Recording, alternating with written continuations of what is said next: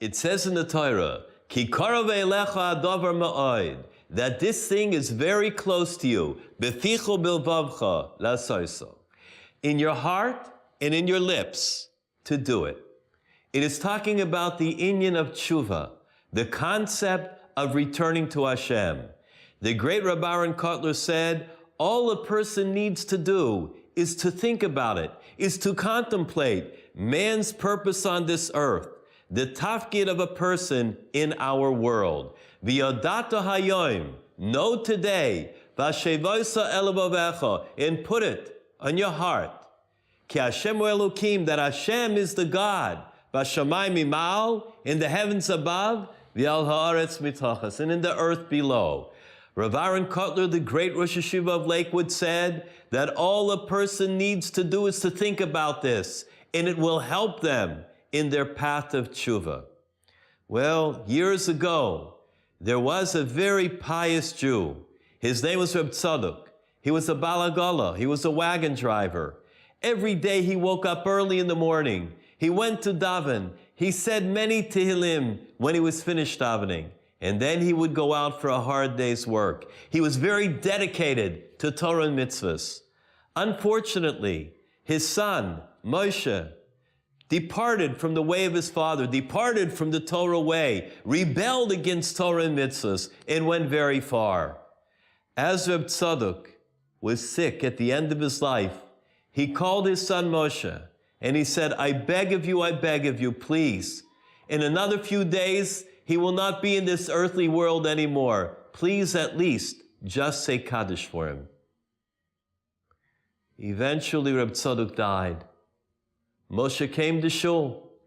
He was going to say the Kaddish, but when he entered into the shul, they were afraid that he was going to be matama the people, that he's going to make them impure. They didn't want a balavera, somebody with sins, to pray together, and they expelled him from the shul. He went to another shul. He just wanted to say Kaddish, and they put him out. He went to another shul, and they put him out of that.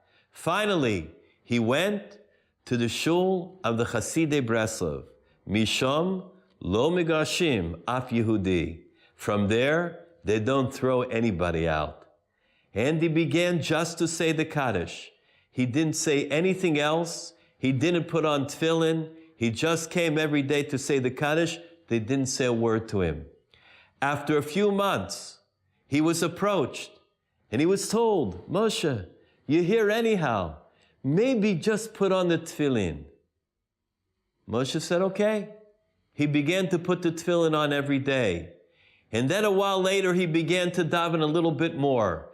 And he started on his road back to Hashem until he became completely observant, Shomer Torah mitzvahs. One day, the Bolsheviks closed every mikveh. The mikveh is the basic foundation of the Jewish family. It's the family purity. It is so important. And they closed down all the mikvahs.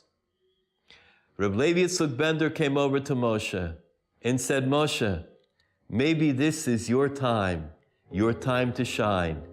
Could you by any chance make a secret mikveh? Keep the beauty of family purity alive. Make a secret mikveh, cover it over, and allow people to continue this most important mitzvah. Moshe accepted it upon himself. He took his life in his own hands. He made the mikveh, and he worked on it himself, and he made sure that everything was exact.